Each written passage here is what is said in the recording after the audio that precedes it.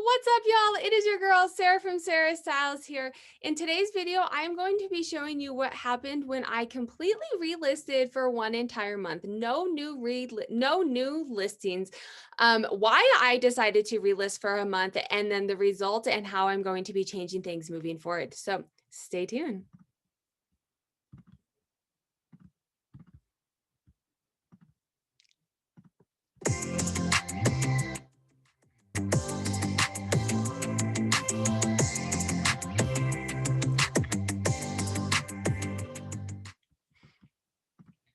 What's up, guys? Thanks so much for joining. So in the past couple videos, if you're new to this channel, I've been doing some analysis on Poshmark versus eBay, and then also on Poshmark closet size. And after doing these analysis, I will link those down below so you can watch those full videos after this. But after this analysis, I've decided to put things on eBay first. So they sit on eBay for 2 to 3 months first, and to also condense and make my Poshmark closet size smaller. Like I said, the reasoning for those are in the videos down below. But today's video, I'm talking about relisting. And so I spent a month completely relisting so that I could get ahead on eBay.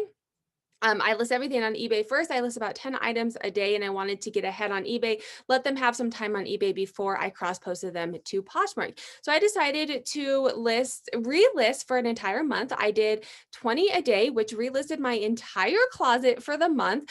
And I also did a video on closet size. I'm trying to make my Poshmark closet size a little bit smaller because of shares, sending offers, all the time it takes to manage a larger closet on Poshmark. Like I said, the video for that is down below.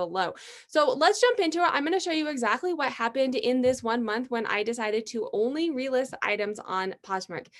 If you are new to this channel, what we are going to be looking at is going to be the Sarah Styles sales analytical sales dashboard. This is for sale on, sorry, let me just get it set up. Okay, so these are for sale. You copy and paste, you export your Poshmark sales report, copy and paste it, and then you'll have access to all of the charts that I'm looking at, as well as some others that I'm not going to be looking at today. But this allows me to quickly look at my data, analyze my data. Every strategy or thing that I tell you on this channel is based off of my numbers, based off of facts or sample data that I take. So if you do like content like that, you want numbers behind the strategies that I'm telling you, make sure to hit that subscribe button. Make sure to give me a like, save, and share this video too to help the algorithm so other people can see it as well, and you can come back. So what are we looking at? So over here on the right, this is my only relisted. So this is what I did this past month. I only relisted items for the month.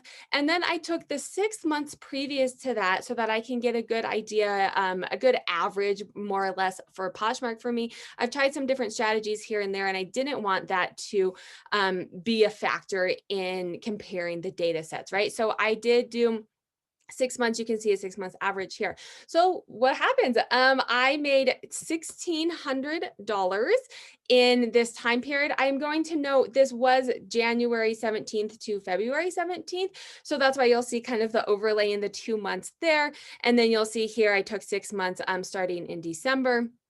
And my average for those 6 months, I'm making on average $1,900. So roughly about $300 less. So yes, only relisting made me less money, but only $300. It's roughly about like 10, what is that, like 12% or something like that.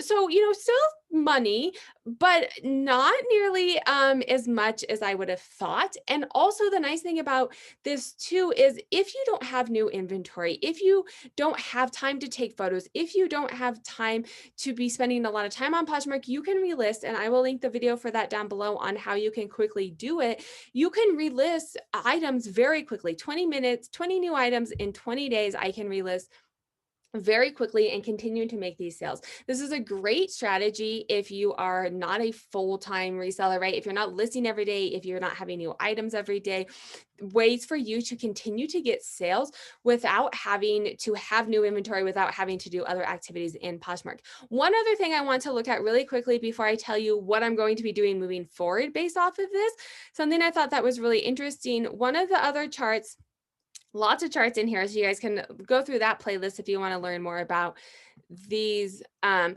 something I wanted to look at, I looked at all of the charts and I was like, what stood out to me? Something that stood out to me for this specific video was my buy it now price.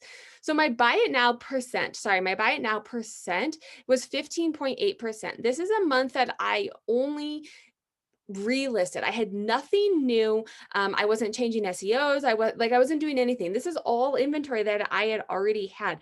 And I had 15% of people bought it now, where normally in the past 6 months, my average more or less for the past 6 months is only 9%. So my buy it nows went up roughly 6%. That's pretty big considering I wasn't adding anything new, right? This is all stale-ish inventory, right? Things that I had already had. So I'm going to tell you what I'm going to be doing moving forward. But before I do that, do make sure to hit that subscribe button and the notifications. If you like content like this, you like strategies, looking at my numbers and strategies based off of facts, give me a like on as well. Drop those comments down below what works for you as well. So how am I using this moving forward? Something that this kind of dawned on me with is one, I'm going to continue to do eBay at first and then Poshmark. I've looked at other analysis, not from this video, but other analysis linked down below I'm going to do that for the next few months and see how that goes for me. But relisting works to keep things fresh. So I need to make a point to continue to do that. But the buy it now, that is the biggest thing, the biggest aha moment that it had for me, and something I think I'm going to do trying moving forward on Poshmark. I'm going to lower my prices. So Poshmark, I have higher prices. You have offers. People like to get a deal and all of this. But something that's telling me from that buy it now price is I was relisting things, right? So things were, I do closet clear out, I give offers, I go through and I lower my prices, and then I'll relist and increase them.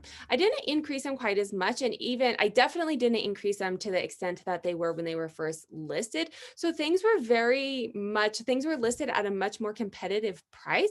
And I had buy it nows, which I would much prefer. I'd much prefer you find my thing, you buy it. We're not doing this haggling. I'm not having to send you offers. I've done lots of videos on offers as well.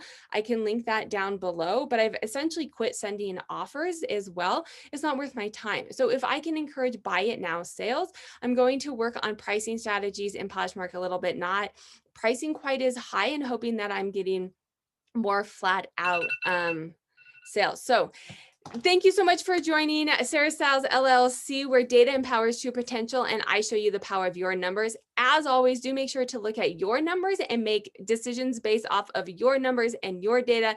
My videos are here to help give you ideas and guide you through that. Drop questions down below if you have them for me, or feel free to send me a DM. Have a good day.